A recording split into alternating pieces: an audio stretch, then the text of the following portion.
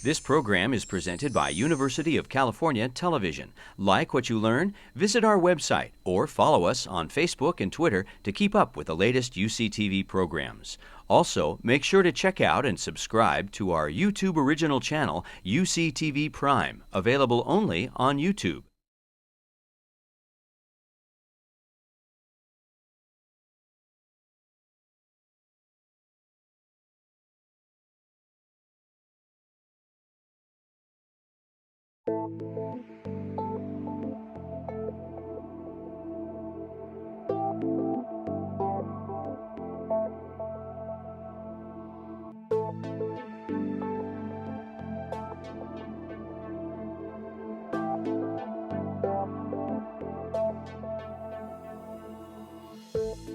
Hi, it's a pleasure today to introduce to you Peter Orner. Peter was born in Chicago and attended Northwestern University and the University of Michigan. After college, he moved to Washington, D.C., where he worked as a limousine driver and expected to go into politics. But a spell of teaching in Namibia impelled him to become, as he put it, completely immersed in storytelling. So then he received an MFA from the University of Iowa. The fiction and nonfiction Peter's been writing since then has appeared in the Atlantic Monthly, Granta, the Paris Review, McSweeney, and numerous other magazines. His stories have been anthologized in Best American Stories and have twice won a Pushcart Prize. He was awarded a Guggenheim Fellowship as well as a Lannan Foundation Literary Fellowship. In 2001, he published his first book, Esther Stories, a collection of short stories that move across the United States and among a number of characters. Margot Livesey wrote in the New York Times that, I quote now, Orner doesn't simply bring his characters to life, he gives them souls. He moves seemingly effortlessly between plain speech and more elevated diction, between short, flat sentences and sinuous, long ones. Esther Stories was awarded the Rome Prize from the American Academy of Arts and Letters, the Goldberg Prize for Jewish Fiction, and was a New York Times notable book. In 2006, Peter published a novel, The Second Coming of Mavala Shikongo. The protagonist is an American named Larry Kaplinski, who is a volunteer teacher at a Catholic school isolated in the Namibian desert. In the short lyrical chapters of the book, we are introduced to the male teachers who are Larry's colleagues, the boys who are his students, and the stark, dry landscape where poverty and violence lurk. When Mavala Shikongo, a young mother and an ex-guerrilla fighter, arrives at the school, her enigmatic beauty and defiance and style set the community abuzz. Larry is infatuated by her, but his affair with her is finally one thread in a much more complex tapestry. A reviewer in the Boston Globe wrote, Orner is after much bigger game here. His central aim is to immerse us in the lazy rhythms and compressed desires of this remote community. The book is properly understood as a series of meditations, brief lyric chapters that celebrate the small moments in which life resides. This is a book unlike any I have ever read, a miraculous feat of empathy that manages to unearth, in the unlikeliest of spots, the infinite possibilities of the human heart. Last year, Peter published his new novel, Love and Shame and Love. The book follows 3 generations of a Jewish family in Chicago. We learn about these men and women through the prism of memory, through short fragments that accumulate to form a richly detailed portrait of human beings and their longings, the gritty realities of politics, and the city of Chicago in all its moods. The narrative becomes an epic made of small specifics. The Los Angeles Times wrote, Peter Orner has written a magnificent book, magnificent in its unassuming details that nevertheless burst with meaning. A friend of mine once said that for a writer, a good test of quality is envy. And going by that standard, I'm constantly twitchy when I'm reading Peter's stuff.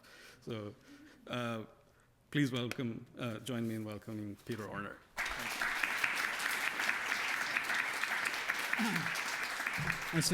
It's such an honor to be here. Thank you so much. Thank you, Vikram, for that beautiful introduction. I've never read here before, and so I'm really happy to be here. And Beverly, thank you for making me feel so welcome and getting me here.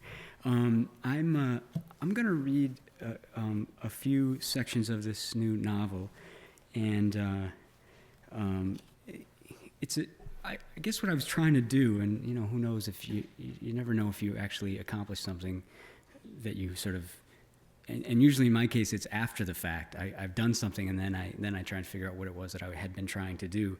And I think what I had been trying to do all along, and I didn't know it, was to try and create lives literally on the page through what my characters remembered, and to try and work from what one central character is being essentially haunted by the things that he can't stop remembering, much of them useless and random stuff that we just can't get out of our heads, right? So not all this stuff is very important. And it goes through three generations, as I said, and it leaps in time. So I'm just going to throw you in, and it's always hard to read from a novel, and I'm not going to apologize for you not knowing what the hell's going on. I'm just going to hope for the best. So at this point in the book, the character name, his name is Popper, Alex Popper, and he is long past, all these things have happened in the past, and he's constructing them through the random things that he remembers. So he's actually a lawyer, and he's sitting at his desk. He's a criminal lawyer in Chicago, and he's remembering things because he can't keep his mind on what's happening in front of him. And that's because of various things that have happened in his life have sort of damaged and haunted him. So he's now with his grandfather, and his grandfather was a bank president, and he's remembering an incident that happened with he and his grandfather when he was about 12. His grandfather took a position in a suburban bank as a vice president. There were many vice presidents, but Seymour insisted he was the true second in command, a heartbeat away from Honcho. And one day, his grandfather took Popper with him to Downers Grove to repossess a car. Seymour was of the opinion that a vice president shouldn't always hide behind the almighty desk, but also must go out among the people. A woman answered the door. She was tall and wore glasses and was holding a piece of toast. "Well, hello," she said. "Mrs. Charlotte Anders," Popper said. "Is this for the Cub Scouts?" she said. "You're not in uniform." "We're from the bank," he said. "We're here for your cutlass." Mrs. Anders was sexy in a teacherly Rosalind Carter sort of way. Popper imagined that she'd just come from reading a book and had set the book on the table face down, and now the book was waiting for her like a small house with a small peaked roof. A tall woman, her dress was short, at least it seemed that way to him, and her knees were bare and bunchy. It was late afternoon, August. The mail had come, but she hadn't retrieved it. It was sticking out of the box. She was the kind of person who could wait for days to retrieve the mail. Popper liked that about her. The woman went away for a moment and came back without the toast. There was no car in the driveway. "Your payments," he said, "Mrs. Anders, our records show they're 14 weeks overdue." "You seem a bit young," she said. "But not too young," his grandfather said. "There's nothing in the statute that prohibits minors from repossession cases so long as they, of course, don't drive the vehicle." The woman looked up at the trees. "My husband has the car." Popper kept his eyes on her knees. They were not so much fat as bunched up from all that sitting and reading and grading papers and waiting while her students took quizzes, cheated on quizzes. Popper often cheated on quizzes. His grandfather cleared his throat. She stood there, holding open the screen door. Then she looked at the drab, bleached sky and smiled mournfully. Maybe she thought the kid was going to let her off. He felt the heat of his grandfather's breath on his neck. What would Churchill do? "We shall not fail or falter. We shall not weaken or tire," his grandfather whispered. "Mrs. Anders," Popper said, "I'm sorry, but we have other cases." "Other cars to take away," she said. "One van and a boat, actually," he said. "My husband's dead," she said, "and he took the car with him." "Would it be all right, Mrs. Anders, if we had a quick look in your garage?" She held her ground. He waited. He'd been trained to wait. Finally, she pulled him inside her house, murmuring, "Little banker, come here, little banker." You want there to be an end to moments like this, but they go on. Upon moments like these, time never stops gnawing its little beaver teeth, and the dialogue never stops, even after we stop listening. Now, Popper talks in his head, and even he doesn't listen. He'd gone on a mission with his grandfather to Downers Grove. "People have to pay for their cars, Alexander, their boats. If they take out bank loans, they have to pay the bank back. Otherwise, don't you see, all would be anarchy. The entire system would collapse. You think we're talking about just one lady in Downers Grove? I'd love to give her the car. Hell, I'd love to give her a boat too. Why not? But don't you see, capitalism needs broke people. How else would anybody know they were rich?" And Miss Charlotte Anders once pulled him inside her house, a house as dark as the inside of a shoe.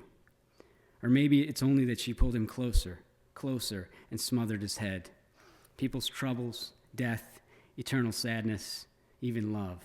Yes, love for your sad, reading eyes. He will think of you. So many years later, he will think of you and your eyes tired from reading and the way your body smelled like soap and fresh torn leaves. But first and foremost, above all, business is business. Do what you want with me, Mrs. Charlotte Anders. Haunt me. It won't change the bottom line. No sentimentalists, us. And also, my grandfather and me will be needing the keys to the Oldsmobile. So I'm going to bounce back. Now we're going to go into the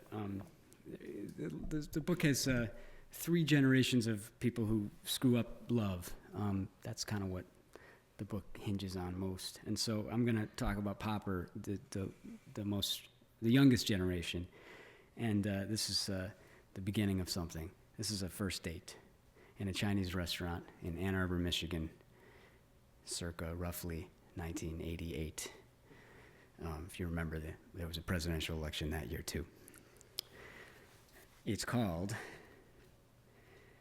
Portrait of the Artist as a Creative Writing Major in the Autumn of Mike Dukakis, or First Love. Wait, she says, you're a what? It's a new undergraduate major. Weird, she said. You? I'm a philosophy major. Philosophy, he said. Interesting, really, and difficult. Wow, philosophy, wow. I've read Kierkegaard. God ordered Abraham to murder his kid, and Abraham said, okay, whatever you say, not a problem. He doesn't even try to get out of it. He didn't run away to Nineveh, which sounds like a pretty fun place to me. That's faith? I mean, at least Jonah gave defying a totally unreasonable God a shot. And Kierkegaard says Abraham's a great man. To me, the guy just sounds like a bad dad. Did I miss something? And she just let his gibberish float there between them without answering. Lunch at a Chinese restaurant on South University. The place was dark, the blinds drawn against the afternoon sun.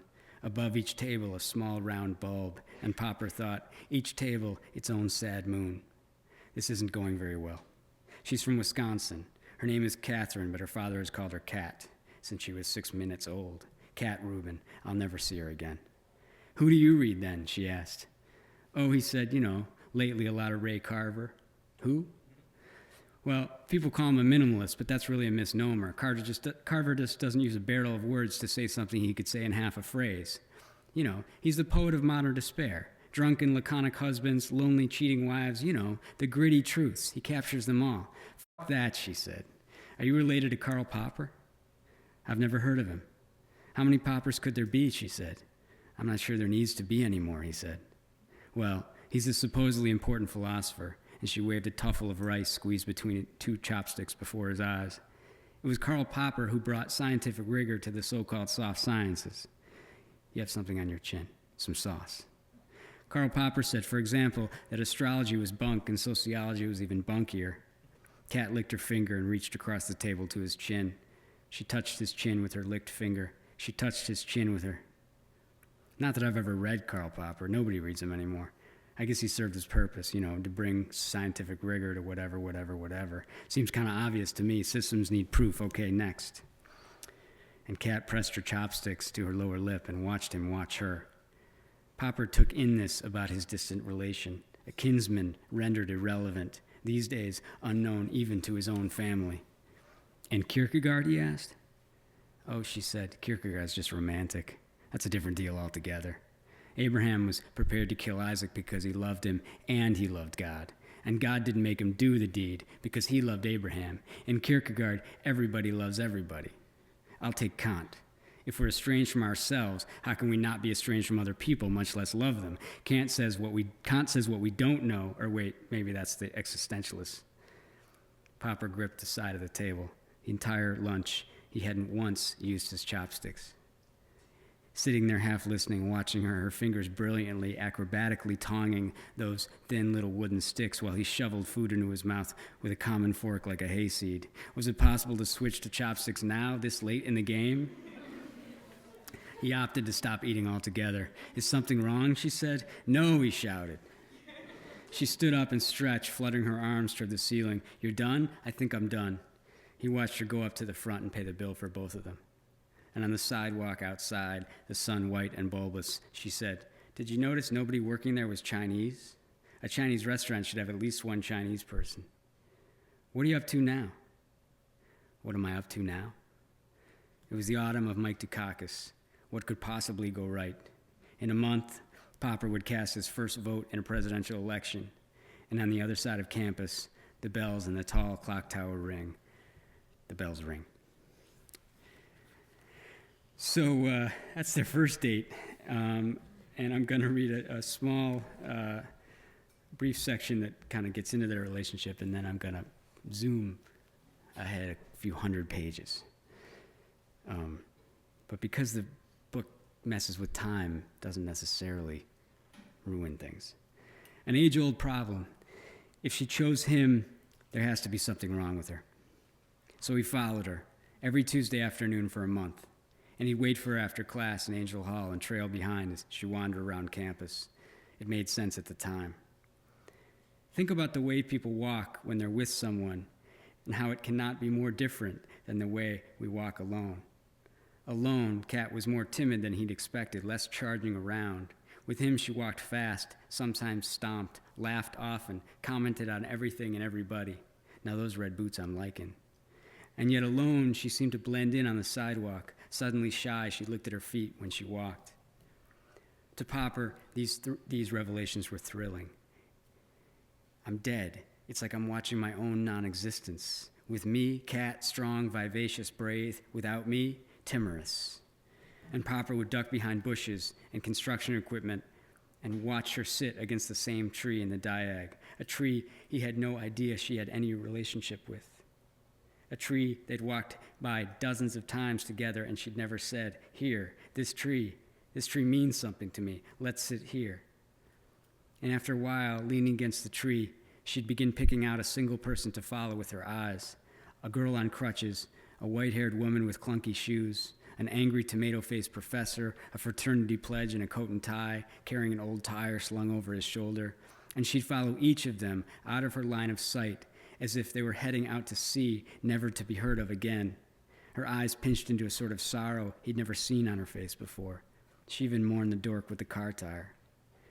It took spying on her a few times to understand that she wasn't watching for herself, meaning the lack of herself in other people. He came to see that she had nothing to do with this at all.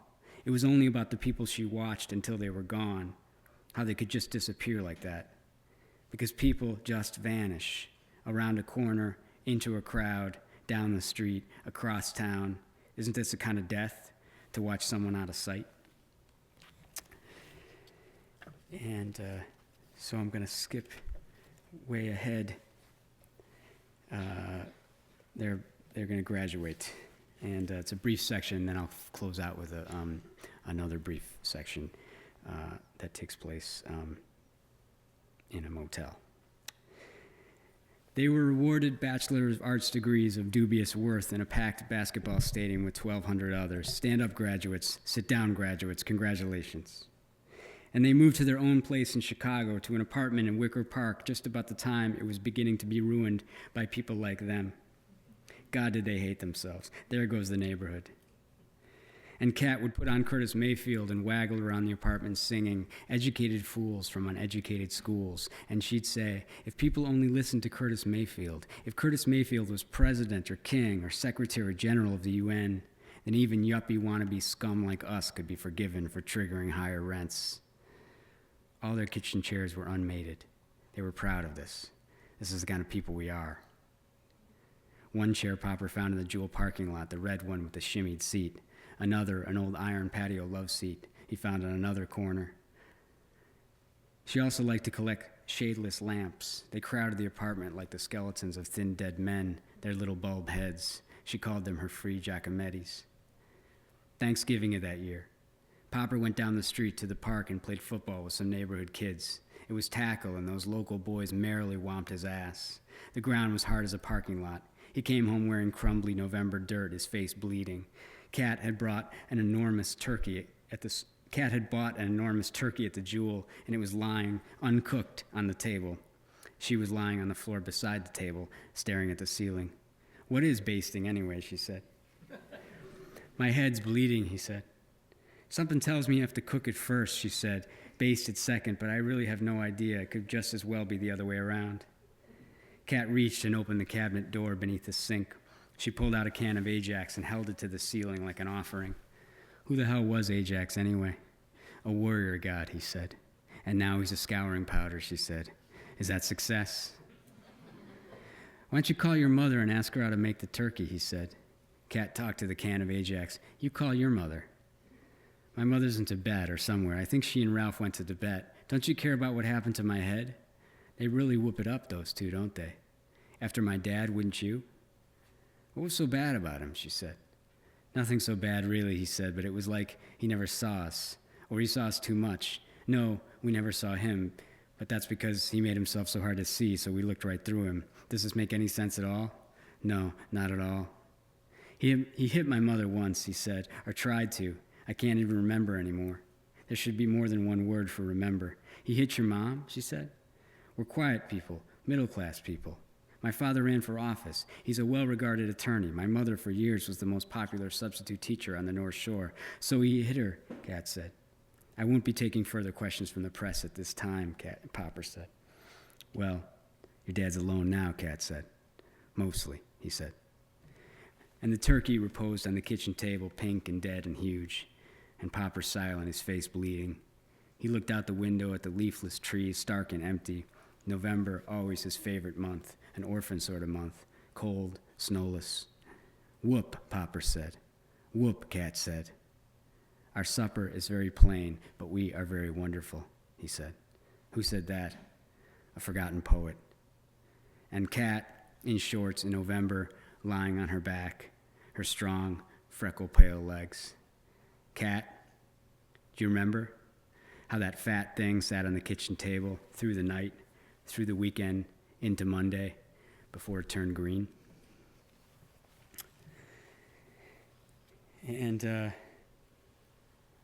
going to skip ahead again. I take notes in different books, so I have to switch. And I'll tell you the news. And the news is that the cat's pregnant. And they're young. You know, they're 25 at this point. And now we've moved into 1995. And they've just visited the Ronald Reagan Boyhood Home in Dixon, Illinois. So we'll pick it up there. December of 1995, and Kat read that Ronald Reagan's boyhood home in Dixon had been restored to its original splendor and was now open for pilgrimages. "We're not the faithful," Popper said. "I'm just thinking maybe his goofy-ass house will explain." "Explain what?" he said. "Who this country is," Kat said. "We're all Clinton now. Bill Clinton's this baby's daddy," he said. "Let's hope the kid doesn't end up on welfare," she said. "He had to sign that bill," he said. "You mean he had to sell the poor down the river?" "It's called politics, Kat." "It's beyond revolting," she said. "Anyway, poor Dutch has Alzheimer's." "Isn't it too poetic," she said, "that he's the one who gets to slip away so easily into forgetting?" They drove up on Saturday. They stopped in Mooseheart, Illinois, where Popper brought a key ring at the Citgo that said, "Mooseheart, City of Children." Back in the car, he said, "Maybe in time all parents become Republicans. This means us.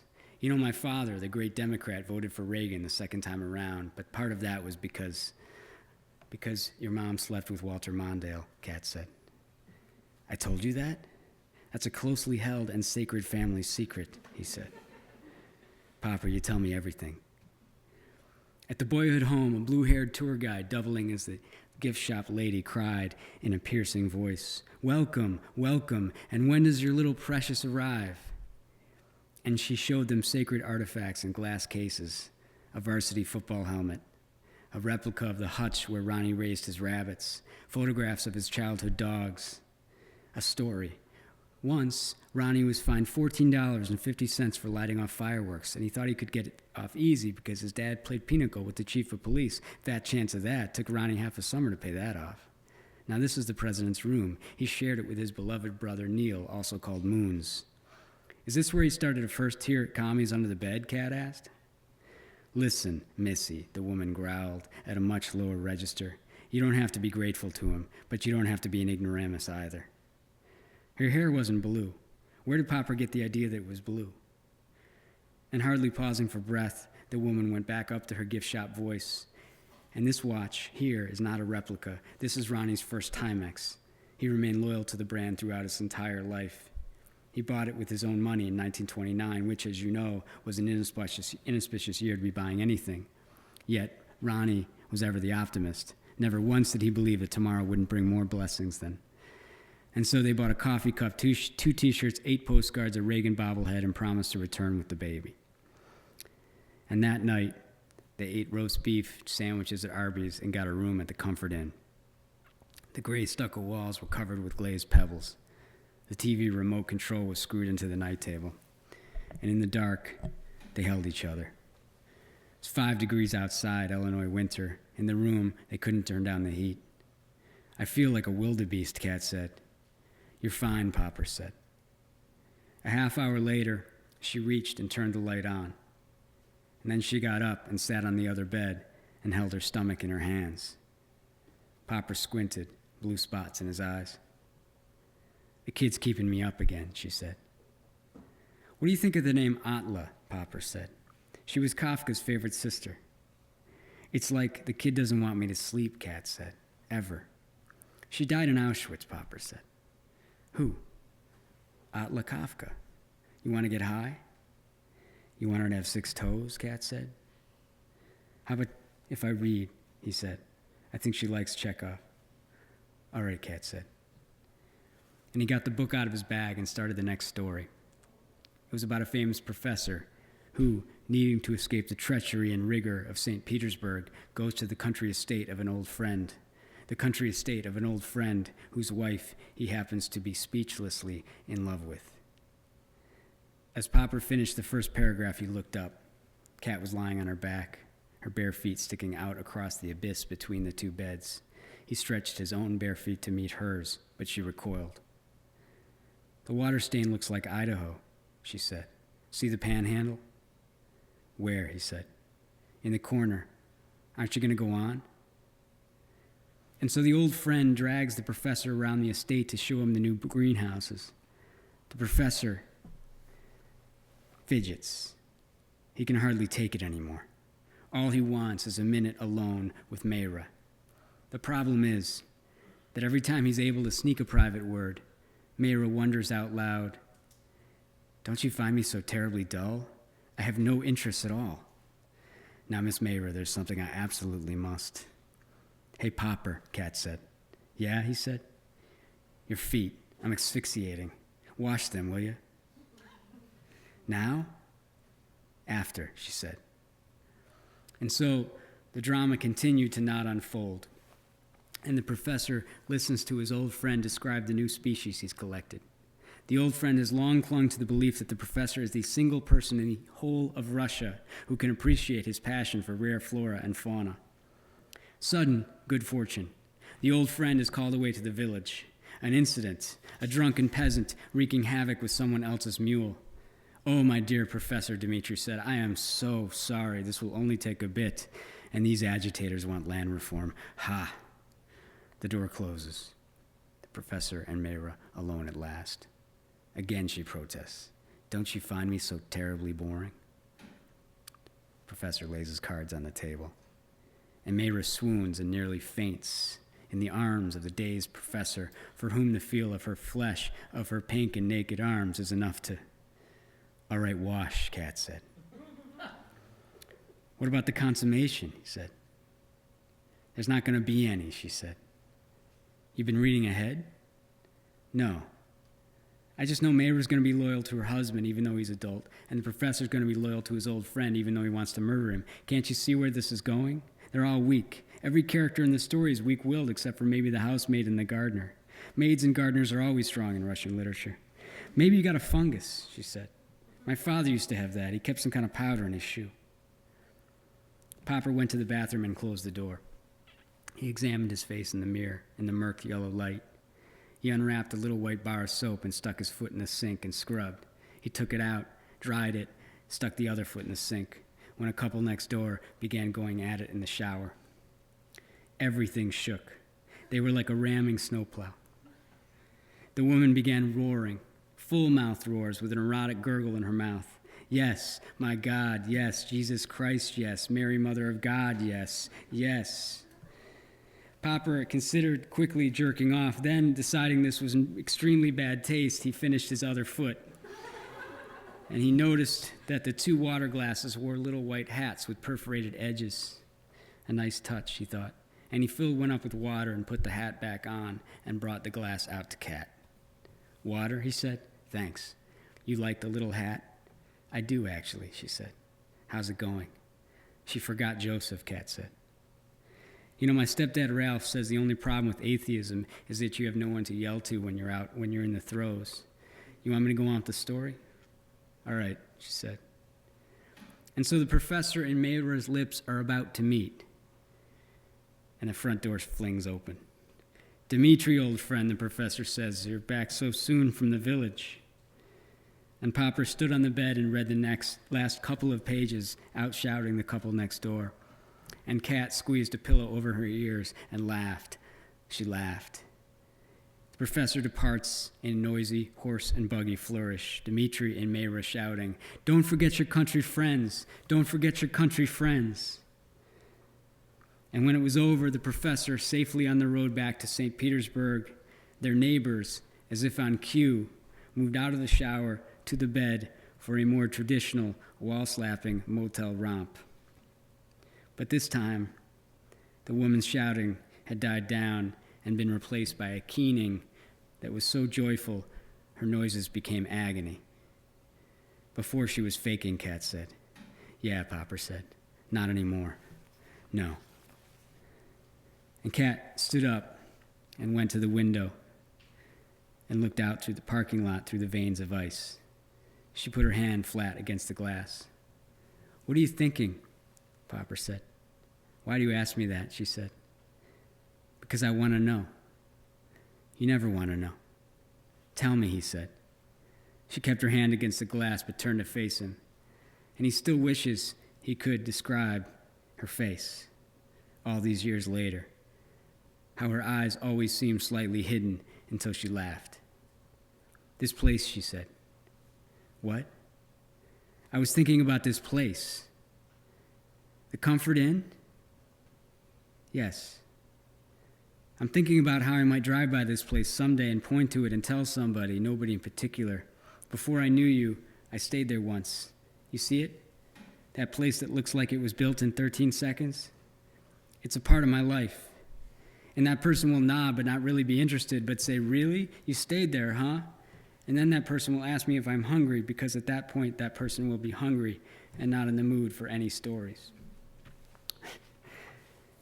And the scene ends there, and the book, as I said, flips around a lot in time. And so actually the next moment in the book, we actually go back to the grandfather in World War II at the moment that World War II ends. I think I was trying to say something about certain dramas of our lives that, you know, we have different levels of drama in our lives. And so Popper's drama was in the Comfort Inn, and his grandfather's was out there in the war that he missed. He desperately wanted to fight in World War II, and he just got there too late. So by the time he got there, the war was over, and he didn't fire any shots. So I'll just end. So then the scene picks up briefly, and I'll just finish up with this tiny bit of dialogue, which picks up that scene. It's not my hormones, she said.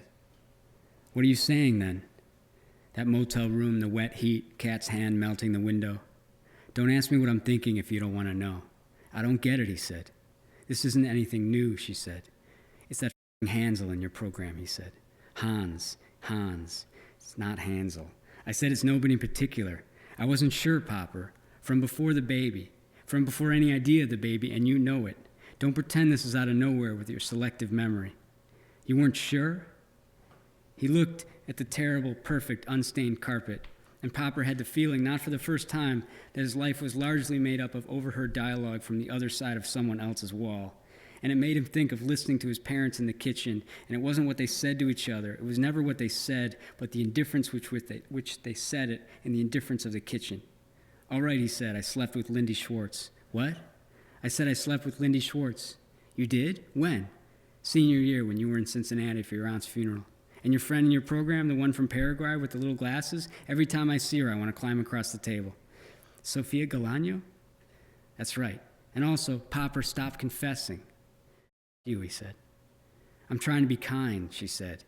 Don't try and stop me from being decent. There must be a way to do this. Hansel and Gretel, he said. And what, he gets my little piggy too? I'm not talking about anybody else. Don't you see, it'd be easier to explain if there was? Chekhov doesn't need. Chekhov, he said.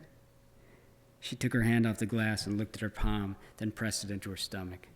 Nobody's getting the piggy. But now, of all times, he said, wouldn't now be better? I suffocate you, he said. That's closer, she said. I'll stop there on that cheerful note. So.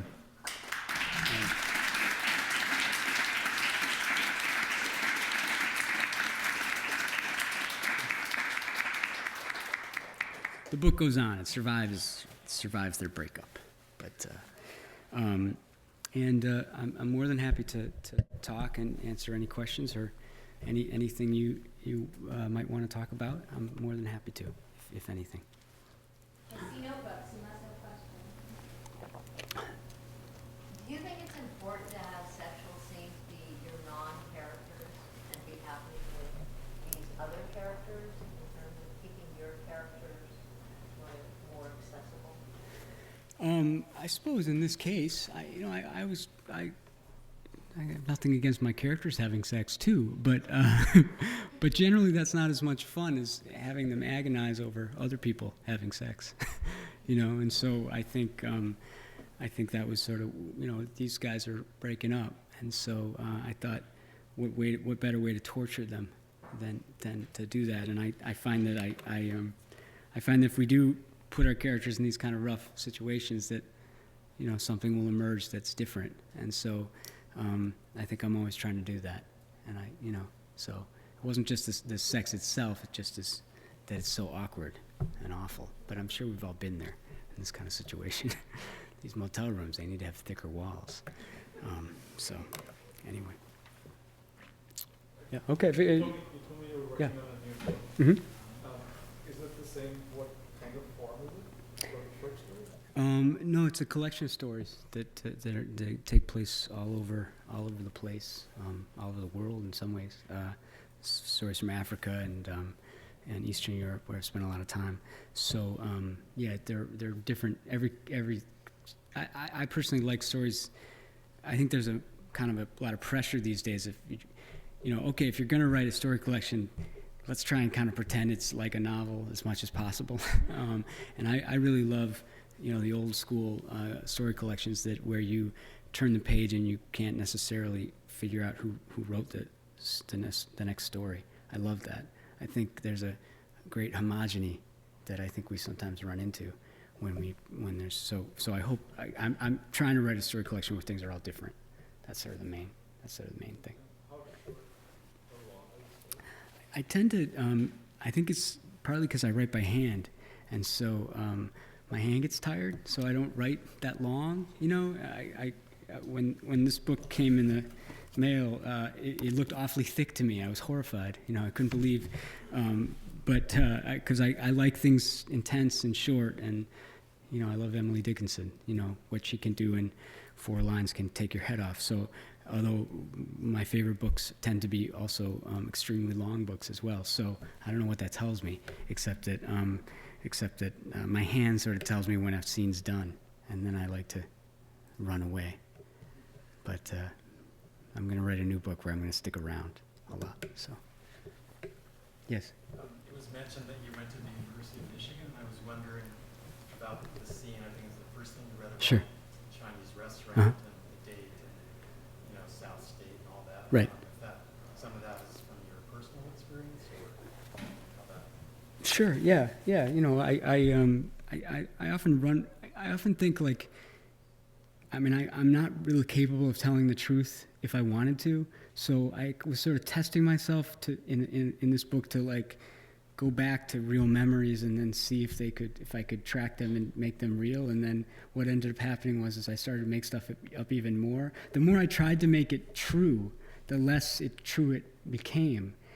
And I think one of the tricks I try to do is let's go back to this place that I dearly loved, that I haven't actually been back to in many years, and try and see where that takes me.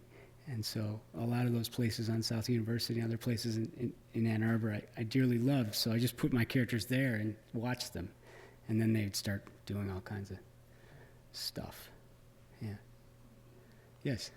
When you write a book that jumps around in a timeline like Mhm. that, do you plan out individual chronologies for each section, or do you sort of write it the same way? It depends on the character, because there's so many characters in this book, and I was sort of, when I was reading tonight, I was just trying to keep you on one character so you could follow, because I move around a great deal.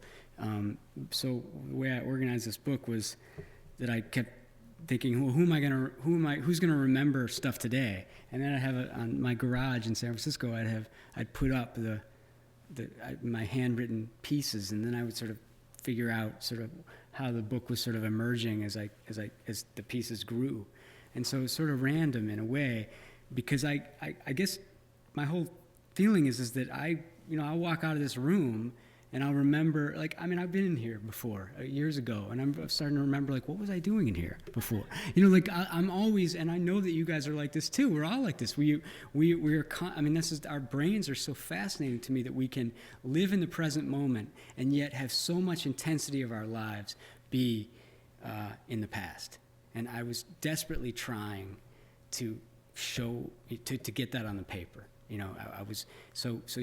Popper is just, and other characters, Seymour and Kat and many of the other people in the book are sort of, they have their feet in many places. And I was trying to capture that. So, yeah, I think it ended up being sort of like, it tracked what I was in the mood to talk about that day. And then I put it up and then see, all right, where's Seymour? It's 1977. What's he doing? Is he on the golf course? Is he, or something like that? And then he comes back as a ghost on the golf course. So that's why I mentioned that. So there's ghosts. There's all kinds of stuff. And there's a lot of politics, too. So anyway, which I didn't read tonight. Yes? Do you write your full novel by hand, or do you just write your ideas and then type it? I wrote the whole novel by hand, and then I'll type stuff up, and then it'll, and then when I type it up, then I'm like, wow, actually, this could be a novel. Sure, this is a novel. This is, it's like, but yeah, I kind of do it, but I can't originally write anything until I write it by hand, and I know it's just kind of a weird thing, and then, but yeah, then I put it on then I type it, and then it looks all official, and then it sucks, and then sometimes I have to actually rewrite it again off the computer. Yeah. It just keeps me. I'm not like an evangelist of this, but I just happen to always done it. It's just a habit. It's like one of my favorite writers of all time, Italo Calvino, loved the computer so much. So I'm like, Calvino loved the computer. How come I don't love the computer? I don't have a, you know what I mean? Yeah, I love the computer. Yeah. I love my computer too, in a different way. But I can't write, especially fiction. Vikram and I were talking about nonfiction earlier. For some reason, nonfiction I can do. I can actually do, maybe because emails are not, So anyway, yeah. But fiction is something I have to go somewhere else, and my hand helps me with that. So I don't know. Yes, it was. Yeah. Yes. Yeah. Do you edit by hand as well, or do you edit as you write? Both, but I definitely do a lot of editing by hand. I'll print it out, and then I'll go through it and tear it apart. And I was seeing stuff, unfortunately it's out in paper. I can't change it now, but there's things I want to change tonight. Lines like, I'm always thinking I didn't need that, so yeah, so I do a lot of reading out loud, kind of to myself, and then I can hear it. I also read to my dog, and seriously, and if I can keep her in the room, I know that something's working. So anyway, a lot of tricks like that. Yeah, there was another. Yeah. I was just wondering what kind of paper you write on. What kind of paper? It varies. Well, it varies between two. This is fascinating, actually, to me. But blank or boxes. But if you give me a lined paper, I will never write another word as long as I live. So, yeah, no lined paper. I hate lined paper. So, yeah. What's that? Do you have a special pen? Just whatever one I can find on the floor. Yeah, I lose stuff. Yes. For the humor, did you know, for example, that people would laugh about things? No, I didn't know that. It's just a surprise. Yeah. So, when do you find that out? Was this reading when you found that out, or when does that emerge? Like, a friend of yours reads it and says, do you even care which parts are funny or? Yeah, I mean, it's like funny what people laugh at certain times. You know what I mean? It's just, and I think sometimes it depends on how something's read. In a particular moment. It's all. I mean, comedy and humor is all timing, and I'm hoping that when you're quietly reading this alone, that that you think it's funny, but that but I'm not sure I'm going for like out loud laughs because my stuff tends to be pretty melancholical. But yeah, it was nice to hear the laugh because then I realized, that sort of connected because we've probably all been in that situation where, I have, where you realize that you're using a fork when other people are brilliantly using the chopsticks. I think it's, anyway. And what about when you, like, I'm also a fan of typewriting, and but I have this problem where it expands in editing. Like, it just, the word count goes up. Are you able to bring the word count down when you edit and when you go back in, or does it expand? We're all so different. For me, writing is like squeezing blood from a stone. So sometimes if I just that I have a few words there, I keep them just because there's some there. I'm grateful for that. So I don't take it out. But my instinct, and I think things, people change. Things, Chekhov would write very tight stories early on in his career, and then his last works were basically 150-page novels. Brilliant, tight. He called them stories. But so I think I think one thing I try not to do is have too many tight rules about what I do. But I tend to, at least this year and last year and the year before that, take out. I cut. I look for stuff that if I can do it with less words, I will. But that doesn't mean that. Second time around, like Yeah. you write it on the second time around. Yeah, but then, as you say, it does fatten up sometimes too. So then you got to make sure that isn't, proportionally isn't messing stuff up. But yeah, in the rewrite, I often find out what the hell I was trying to do in the first place, and so yeah. Rewrite, or how many rewrites? Oh no, it's and probably 70. It could be. I rewrite. Some could expand, some could. Yeah, exactly. And yeah, I often find that the original one was better. I'm writing a book right now, and I'm going back to like the story that I totally wrecked, and then I go back and this, when I wasn't trying too hard. I was just, and that's, I think we have to be careful of trying too hard because I think sometimes we can get stuff better without spelling it out. And I tend on the rewrites to spell it out. So then I go back, But you have to, the first time someone reads it, it has to be like that fresh. So you have to get, that old T.S. Eliot thing, objective correlative, right? So you're a Saul Bellow fan. Yes. What's the best thing that you bring to your writing that you've learned from his writing? Oh my God, Bellow. Yeah. It's what Bellow. It's interesting for me personally to read Bellow because he's from the same part of town of Chicago that my grandfather's from, South Side, Garfield Boulevard area, and so I can actually sort of see the city of Chicago and that era through the eyes of somebody who was my grandfather's contemporary. So I could actually kind of see through his, and that's what it's very personal. It's bizarre to have a real personal connection with somebody who's that great. And I think what he's so good at is his colloquial tone. He just could talk to you on the page, and that's. Bellow, when at his worst, he tells you how smart he is. That's when he's at his worst. But even then, he's interesting. But when he tells you about, characters talking about the old neighborhood and his old friends, and there's a wonderful story called Zetland, a Character Study, which is a great, great story, where he's just saying, yeah, I knew the guy, we grew up in Chicago together. It's just wonderful. So he speaks on the page. That's what I get from him. I mean, in that, so yeah, he wasn't perfect. And he said some things he shouldn't have said in print and in public, but anyway, we'll leave that as it may be. So, but I always like to say that because he did say some things he shouldn't have said. Like, show me the Tolstoy of the Zulus. He shouldn't have said that. That was ignorant. So I always, but our heroes can be dented. That's okay. So. We want to thank you. Thank you. Thank you.